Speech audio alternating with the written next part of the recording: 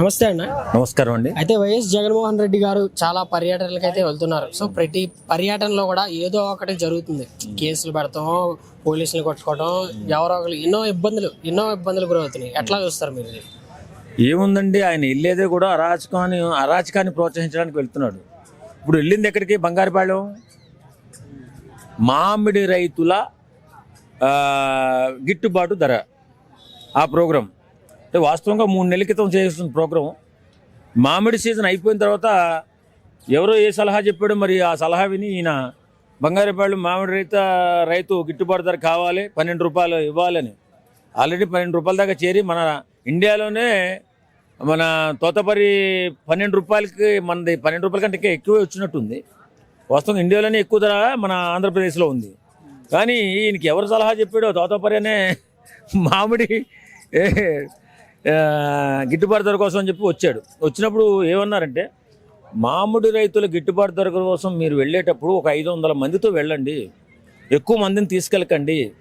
ఎందుకంటే చాలా మీరు చేస్తున్న పర్యటనలో చాలా వరకు ఇబ్బందులు తలెత్తుతున్నాయని చెప్పి పోలీసు వారు హెచ్చరించినా సరే పెడచెవిని పెట్టేసి అక్కడ ఉన్నటువంటి ఆ ప్రాంత ఎమ్మెల్యేలందరినీ, మాజీ ఎమ్మెల్యేలందరినీ సమకూర్చి ఇప్పుడు మనం కనీసం ఒక 20-30 వేల మందినైనా సరే జమ చేయాలనే ఆలోచనతో గల్లంతు సృష్టించాలా, గందరగోళం సృష్టించాలా అని ఎవడో తోసుకుని పడిపోతేనే ఎవడికో రక్తం వస్తే తల మీద ఇదేదో పోలీసులు లాఠీ చేసి చార్జీ చేశారని చెప్పడం.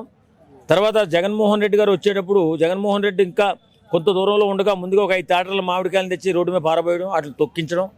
అంటే రైతు పట్ల ఎంత అభిమానం ఉందో చూడండి. మామిడి రైతు గురించి గిట్టుబాటు ధర కావాలని అడిగేట సందర్భంలో 5 ట్రాక్టర్ల మామిడికాయలు తీసుకొచ్చి రోడ్డు మీద తొక్కించడం ఎంత సన్నాస వ్యాపారం అది! అసలు ఎవడైనా సమర్థించే వ్యాపారమేనది. అసలు నిజంగా నువ్వు ఎవరి కోసం వెళ్ళావు? రైతుల కోసం వెళ్ళావు.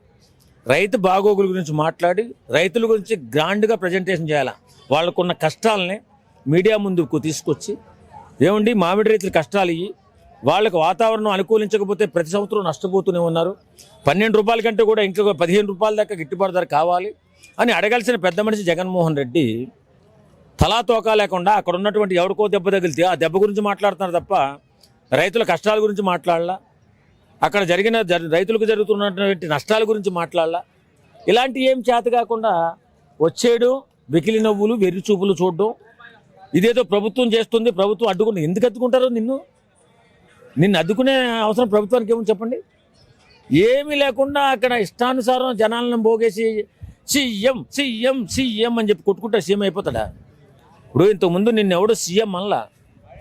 నువ్వు ఒక రాజన్న బిడ్డగా నువ్వు బరిలో ఉన్నప్పుడు ఇలాంటి వ్యక్తిని మనం సీఎం చేసుకుంటే మంచి పరిపాలన మనకు అందించే అవకాశం ఉందని ప్రతి ఒక్కరూ నమ్మి, చిన్న పెద్ద అవ్వ తాత అందరూ నమ్మి నీకు 151 సీట్లు ఇచ్చి గౌరవించారు.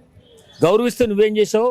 ఓహో, నేను గొప్ప దేవుడినేమో, నేను ఇక్కడ ఉండకూడదు, నేను రాజమహల్లో పడుకోయి పేదలకి బటన్ నొక్కి సాయం చేయాలా, అంతే తప్ప ఊళ్ళో ఉన్న రాష్ట్రంలో ఉన్నటువంటి ఏది పనిని పట్టించుకోకూడదని 5 సంవత్సరాలు కూడా మత్తులో ఉండిపోయి ఎలాంటి అభివృద్ధి లేకుండా సర్వనాశనం చేసేసాడు రాష్ట్రాన్ని. ఇప్పుడు వచ్చిన పర్యటనలు ఏం చేస్తున్నారండి? అయినా ఏ పర్యటన చేసినా పనికిమాల పర్యటనే, అర్థవంతమైన పర్యటనే. ఏం పర్యటన ఉంది? ఎవడో గంజాయి బ్యాచ్ వచ్చి అక్కడ ఉన్న వాళ్ళని ఇబ్బంది పెడుతుంటే పోలీసులు తీసుకెళ్ళాలి, దెబ్బలు కొడితే వాళ్ళ గురించి సంఘీభావ పర్యటన అంట. మరి అదేంతో గంజాయి బ్యాచ్కి సంఘీభావ పర్యటన అంటూ నాకైతే నా జీవితంలో ఎప్పుడు చూడలే. నా రాజకీయ నాయకుడు కూడా ఇలా చేయాలి. రెండవది, అతనెవరో పందెం కాసుకుని బెట్టింగ్ యాప్ వేసుకుని కోట్ల రూపాయలు పోగొట్టి జనాలను ముంచి ఏం ఊపిరాడక చనిపోయినటువంటి ఆత్మహత్య చేసుకున్నటువంటి ఒక వ్యక్తి విగ్రహం పెట్టి, ఆ విగ్రహం పెట్టినటువంటి వ్యక్తికి విగ్రహావిష్కరణ చేయడం ఎంత గొప్ప కార్యక్రమం చూడండి. విగ్రహావిష్కరణ చేయడానికి 1000 మందితో వెళ్ళి అక్కడ గందరగోళం సృష్టించి గల్లంతు చేసి ఇంకో 2 మనుషులు చచ్చిపోవడానికి కారణమయ్యాడు. ఇలాంటి అర్థవంతమైనటువంటి పర్యటనలు, అనవసరమైన పర్యటనలు చేసి రాష్ట్ర ప్రజల్ని గందరగోళం సృష్టించాలని చెప్పి జగన్మోహన్ రెడ్డి గారు చూస్తున్నారు తప్ప ఆయన వల్ల జనాలకు ఒరిగింది లేదు, ఎవరికీ సహాయపడింది లేదు, ఏ సహాయం లేదు. ఊరకే నవ్వడం, ఎర్రి నవ్వులు నవ్వడం, ఎర్రి చూపులు చూడడం, వెకిలి నవ్వులు నవ్వడం, అంతే. అయితే జగన్ నేను అధికారంలోకి వచ్చినప్పుడు రప్పా ఆడిస్తా అని చెప్తున్నారు, వాళ్ళ కార్యకర్తలు కూడా అంటున్నారు. ఏమని చూస్తున్నారు? పనికిమాలిన మాట అది. రప్ప ఆడిస్తాడు, అధికారంలోకి వస్తే రప్ప ఆడిస్తాడు. మరి ఇప్పుడు ఇంకా 4 సంవత్సరాలు అధికారం వెళ్ళకుందిగా. వీళ్ళ రప్ప ఆడిస్తే నువ్వేమైపోతావు? అంటే నిన్ను మీరు కోస్తే తెగుతాయి, వీళ్ళకి వస్తే తెగవా? అలాంటి అనవసరం మాటలు కాదు. రాష్ట్రంలో ఉన్నటువంటి పేదలు, బలహీన వర్గాలు వాళ్ళ బతుకు తెరువు ఎలా ఉన్నాయి, వాళ్ళని ఎలా కాపాడుకోవాలా, ఎలా కడుపులో పెట్టి చూసుకోవాలా అని పవన్ కళ్యాణ్ గారు నిరంతరం తప్పిస్తూ ఉన్నారు వేళ. అలాగే ఇతను కూడా ఏదన్నా ఆలోచించాలి. పవన్ కళ్యాణ్ గారి లాగా మన చంద్రబాబు నాయుడు గారు ఈ రాష్ట్రాన్ని అభివృద్ధి ఎలా చేయాలరా అని చెప్పి 24 గంటలు ఆయన పని చేస్తున్నాడు. పేదవాళ్ళని కడుపులో పెట్టుకుని ఎలా చూసుకోవాలని చెప్పి పవన్ కళ్యాణ్ గారు చూస్తున్నారు. లోకేష్ బాబు మన బిడ్డల్ని ఎలా చదివించుకోవాలని లోకేష్ బాబు చూస్తున్నాడు. ఇవన్నీ వదిలేసుకుని ఈ రప్పారప్పాయింద్రా బాబు, ఈ దరిద్రం ఏంది నాకు అర్థం కాదు. ఇప్పుడు పేదవాడు, ఇప్పుడు నాయకుడు అనేవాడు పేదవాడి బ్రతుకు బాగుండాలి, వాడు పేదవాడిగా పుట్టాడు కానీ పేదవాడిగా చనిపోకూడదు, వాళ్ళని అభివృద్ధి చేయాలనే ఆలోచనలో పవన్ కళ్యాణ్ గారి లాంటి గొప్ప వ్యక్తిత్వం ఉన్న మనుషులు ఈవేళ రాష్ట్ర ప్రభుత్వంలో పనిచేస్తున్నారు.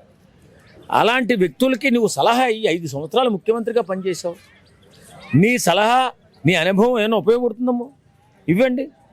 కానీ ఎవరో చెప్పిన మాటలు, ఏదో గాలి మాటలు విని ఈవేళ అనవసర పర్యటనలు చేసి రాష్ట్రంలో గల్లంతు సృష్టించడం, అలజడి సృష్టించడం, అశాంతికి గురి చేయడం తప్ప ఎలాంటి ఉపయోగం లేదు నాకు తెలిసి. ఉపయోగమైనటువంటి వ్యక్తి ఎవరైనా ఉన్నారంటే ఆంధ్రప్రదేశ్ మాజీ ముఖ్యమంత్రి జగన్మోహన్ రెడ్డి గారు ఒక్కరే. కాబట్టి ఇప్పుడు ఉన్న పరిస్థితిలో ఈ కష్టకాలంలో రాష్ట్రం వెనకడుగు వేస్తున్నటువంటి కాలంలో కేంద్ర ప్రభుత్వం సపోర్ట్ ఉంది కాబట్టి కేంద్ర ప్రభుత్వంతో కూడా మీరు టచ్లో ఉండాలి. అలాగే రాష్ట్ర ముఖ్యమంత్రి గారితో, ఉప ముఖ్యమంత్రి గారితో కూడా మీరు టచ్లో ఉండాలి. టచ్లో ఉండి మన రాష్ట్రం ఎలా అభివృద్ధి చెందాలో వారికి తోడుగా ఉండాలి. ఇప్పుడు రేపు పొద్దున ఎవడు గెలుస్తాడా, ఎవడొస్తాడా, ఎవడపోతాడో మనకు తెలియదు, అది పక్కన పెట్టండి. ఫస్ట్ ఇప్పుడు రాష్ట్ర అభివృద్ధి కావాలి మనకి. అది అపోజిట్ లీడర్కైనా ఇప్పుడు ప్రజెంట్ లీడర్కైనా రాష్ట్రాన్ని అభివృద్ధి చేసేటటువంటి అవకాశం ఉండాలి. మాట్లాడాలి, దాని గురించే మాట్లాడాలి, ఇంక దేని గురించి మాట్లాడకూడదు. ఇలాంటి పర్యటనలు చేయదు. కాబట్టి జగన్మోహన్ రెడ్డి గారు ఇప్పటికైనా మారితే బాగుంటుంది. లేకపోతే రేపు పొద్దున్న ఫ్యూచర్లో ఎందుకు పనికిరాని లీడర్గా, అసమర్థుడిగా, ఉపయోగం లేనటువంటి ఒక వ్యక్తిగా మిగిలిపోతాడు తప్ప రాష్ట్ర అభివృద్ధిని కాంక్షించే ఒక సామాన్యుల్లో కూడా గుర్తించరు ఎవరు కూడా.